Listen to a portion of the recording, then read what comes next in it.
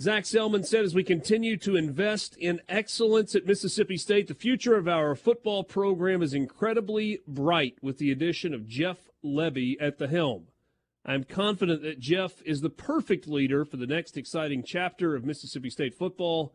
He will bring an exciting brand of football, elite student-athlete development, and a winning culture to Starkville, all while doing so with high integrity. He's a dynamic recruiter who will attract an elite coaching staff and the nation's top talent. Those are some of the words from Zach Selman at, I guess that was last night, or maybe that was in the official release that Mississippi State put out. So, hey, Dad, Jeff Lebby comes into town last night, officially being introduced tonight at 7:30. And isn't this the college football fix? As a matter of College fact, Football Fix is is brought to you by our friends at the Mississippi Ford dealers. How many years in a row have they been the number one truck in America? Who knows? Longer than I've been around. Go see your Mississippi Ford dealers today. Get a great deal on a new Ford F-150. They bring you the College Football Fix. You were saying, Richard. Nailed it. Attaboy. 44 years, by the way. It's incredible. That's an Imagine unbelievable being number one for that long. Holy cow. I cannot. Let's do upside, downside. What's the upside with Jeff Lebby?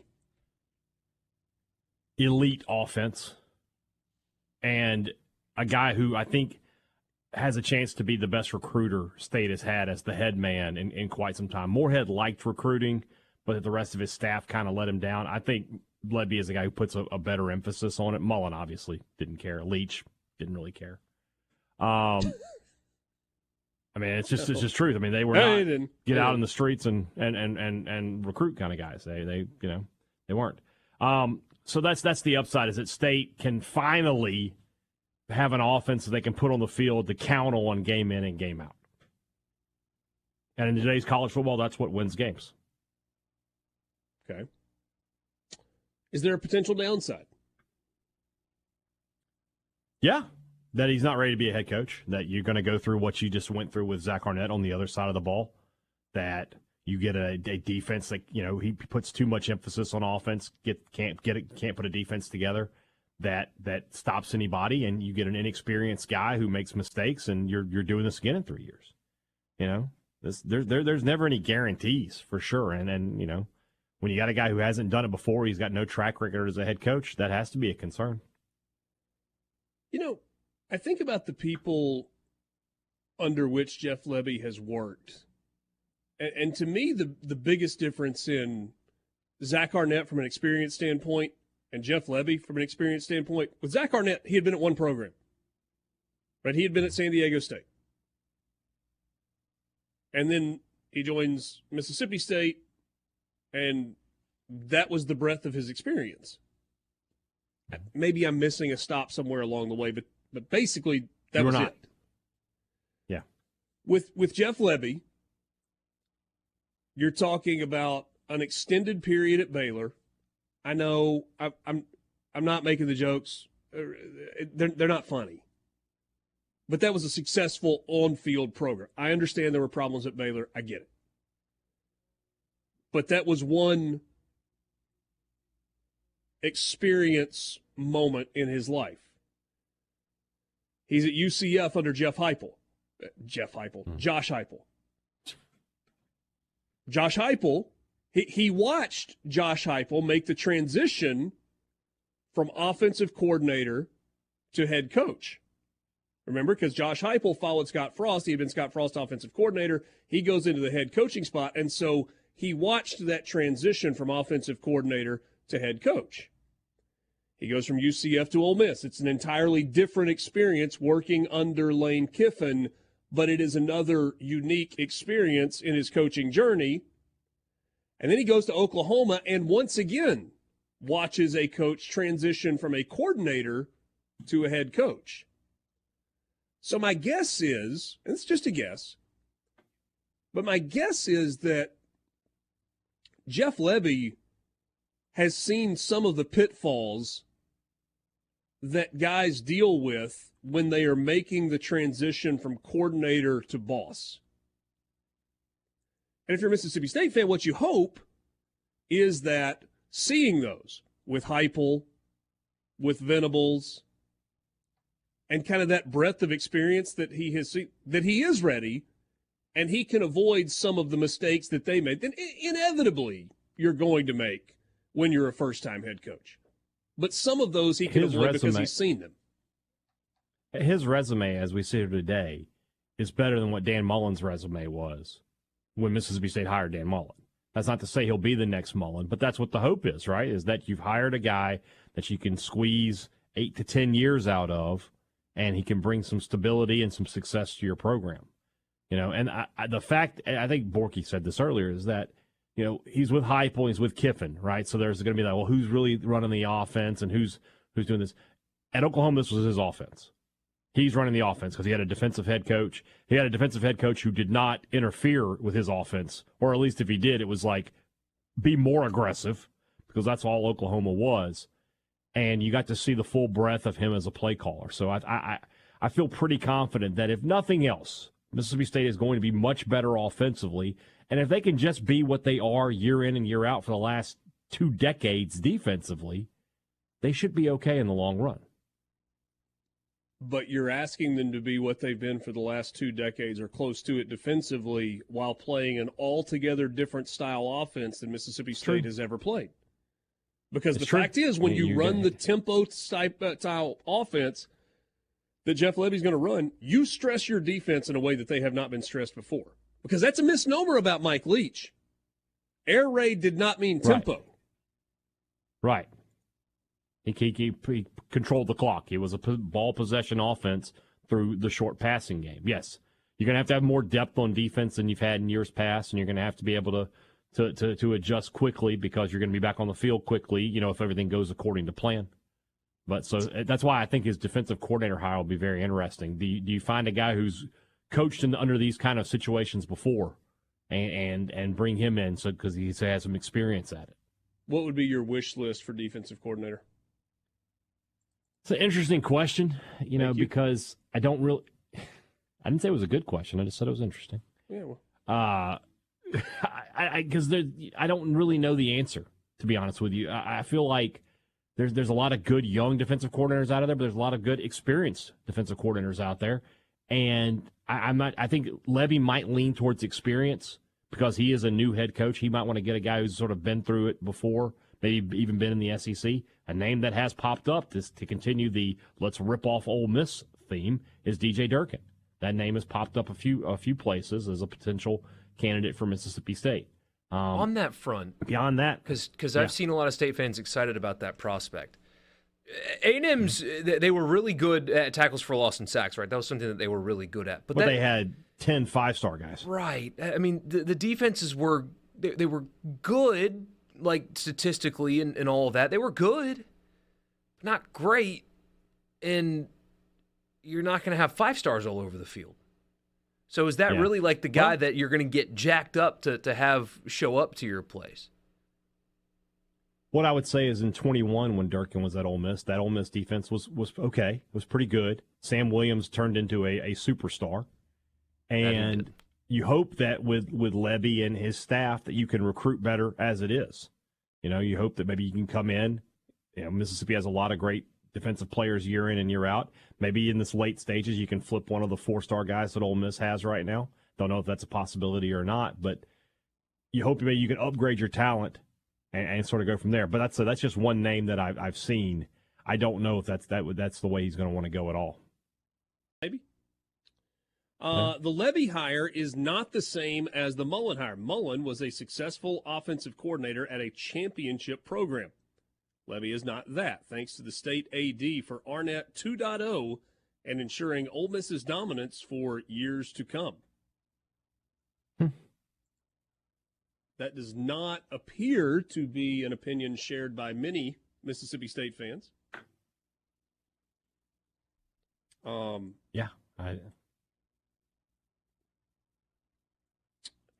see here. Jim Leonard. That being said, that person who said that is an Ole Miss fan. So.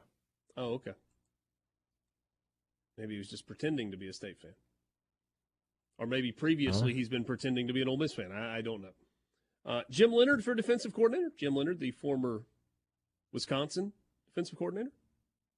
Be an interesting choice. Mike says more former Rebs in Starkville than in Oxford or than in Auburn these days. I mean, you got to give Kiffin credit. His first couple stats, he had a lot of young, good coaches. Yeah. And then with Freeze, John... he's just going to go back to the. Go ahead. No, I said I was like Freeze. I mean, went with who he knew. So. Yeah. Joe John Finley's name has floated around a little bit. Most of what I've read leads you to believe that he's going to stay at Oklahoma, which is his alma mater, but I have seen people saying that he very well could be a target for Jeff Lebby to join this staff.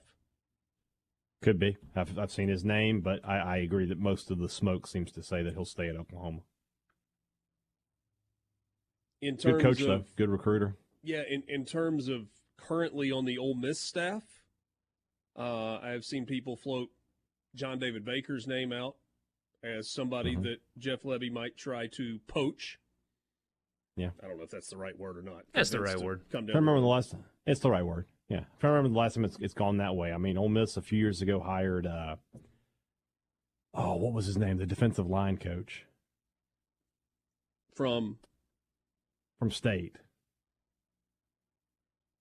Whose staff are we talking about? What was his name?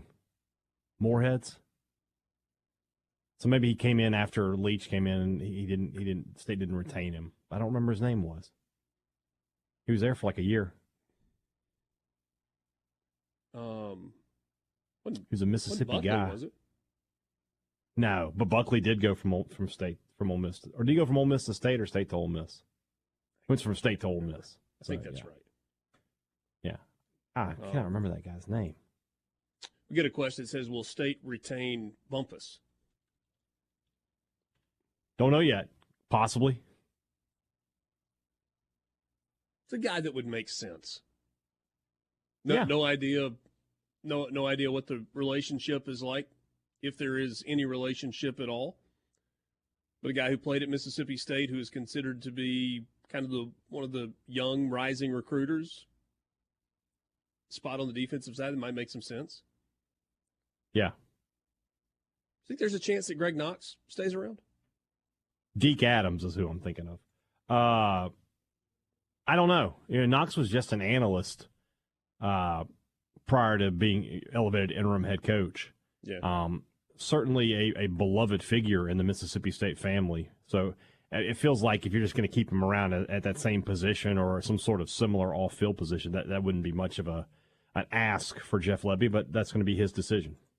I know one of the things that you guys will ask about tonight in the media availability is whether or not Jeff Lebby will plan to call plays himself or he will designate that to an offensive coordinator. And different guys have definitely different going to be a philosophies question. on that. Go with what you know. Call plays, man. Don't you see most guys that do that, most, not all, eventually go, it's too much to try and do it all, and they turn it over, which I wonder if that's a mistake more times than not. And we always had that issue with Malzahn. He would go from doing it to not doing it, and he could never stay. Mullen called plays the whole time he was here. So, I mean, he was relatively successful. If you've got a defensive staff you trust, does Kiffin actually call plays? Does Kiffin call the plays, or does Weiss? Weiss is calling the majority of them. Kiffin's is that one of those things where he's got like a Moorhead always said, I have 51%. Yeah. Like if there's something Kiffin wants run, he'll be like, we're going to go with this. Yeah, and I mean, he's involved with developing the game plan and, Yeah. Those call sheets are so detailed. Like, everything on them is situational. You've got plays that you run in certain places on the field. You got stuff that's bread and butter that you go to randomly. You've got third down calls. You've got fourth down calls. You've got red zone calls. You've got your opening script at the beginning of the game. Like, it's broken down. So it's not like you've got an offensive coordinator that's just sitting in the booth going, what does it feel like's working? All right. And then when you do identify that something is working, you put a star by that or a dot by it, and you go back to it more often. And sometimes you formation different to run the same type play. But it's not like you're just sitting there going, what do I like here? All right, let's run this. I mean, it happens too fast. That's very, very structured. Yeah. Dance with the girl that brought you, man. So we'll see. You are an offensive I would play be caller, and surprised your in- offenses are great. Keep calling the plays. Hire a defensive staff you trust, and cook. I think in year one especially, you'll see Lebby call the plays and just try to get a feel for it. And if he feels good about it, he'll continue. And if he doesn't, then maybe next year you're looking to bring in an OC. Heupel still calls plays, doesn't he, at Tennessee? Believe so. I think he's still calling plays. Mike Gundy's still calling plays, although I think he's one that's kind of gone back and forth on Sark it a call little plays? bit. Does Sark call plays? I don't know the answer to that. I talked to a guy in the agent community a couple of years ago, and he thought that Lane Kiffin and Steve Sarkisian were the two best play callers at that time in all of college football. And it still is a little interesting to me that Lane Kiffin has delegated a lot of that responsibility during the game, but is still very involved with it. So, I was telling Haydad during the break, pray for Eastern Kentucky. A first game for a first-time head coach, and you get Eastern Kentucky. I mean, they're going to put up 80. They're just going to throw it deep. I mean, just these deep route concepts, and they're just going to. You want to get a fan base to buy into you right away, and you've got a sacrificial lamb on the other sidelines. Take the over, whatever the over/under is for Mississippi State's point total. Just go over that. It's great for attendance. First game of the new coach's era, you're going to get a good crowd because normally an FCS team, you're like, I may not come. First game of his career, yeah, they'll show up for that. Yeah, they have 2 giant scoreboards. Let's see if you can break one. Get this, just tuning in. Do Richard and Borky think that Lebby is a good hire from an Ole Miss perspective? I'll answer it for me. Yes, I do. Now, I don't think it is a risk-free hire. I'm not sure there's such a thing in college football anymore as a hire that doesn't carry some level of risk. I don't think you're answering this question correctly. I think he's asking you, is this a good hire in terms of is Ole Miss still better than Mississippi State in this situation? Did State hire a guy who can be better than Ole Miss is? I think that's what he's trying to ask you. See, I took what he was asking, like, hey, it just is your perspective from a completely of a hire? outside perspective, do you think this was a good hire? I'm going to answer it that way, Okay. then I'll answer it your way if you want me to. Okay. And please. Here's the reason I want to do that. In an alternate universe where 2 years ago, following Ole Miss's 10-win regular season, where they went to the Sugar Bowl with Matt Corral, and Lane Kiffin's name surfaced, for the Miami job and was kind of floating around for the LSU job, whether that was real or not, there's a scenario where Ole Miss possibly handed the reins to Jeff Lebby 2 years ago if Lane Kiffin had moved on. And it would have felt a little risky in that situation because he would have been, at that time, 37 and young. But people thought a lot of Jeff Lebby and the job that he did. What about last year? When the Auburn stuff was going on. Yeah, I think it would have been – I'm not saying that it wouldn't have happened. He certainly would have been on a list a year ago. I think it would have been more difficult because of some of the struggles that Oklahoma had with him as the offensive coordinator, whether it was just his in year one. Mm-hmm. I think it would have been a more difficult sell last year than when you were coming immediately off of a 10-win season. In terms of the way you asked the question, I don't think it changes anything immediately. I think Ole Miss has got a lot coming back next year, and there's a lot of momentum. They're going to be a preseason top 10 team, and Mississippi State has got to completely rebuild its roster. I don't think there's any reason to be scared if you're an Ole Miss fan right now. Who knows what the future holds, though? Let's see what this thing looks like 2 years from now and start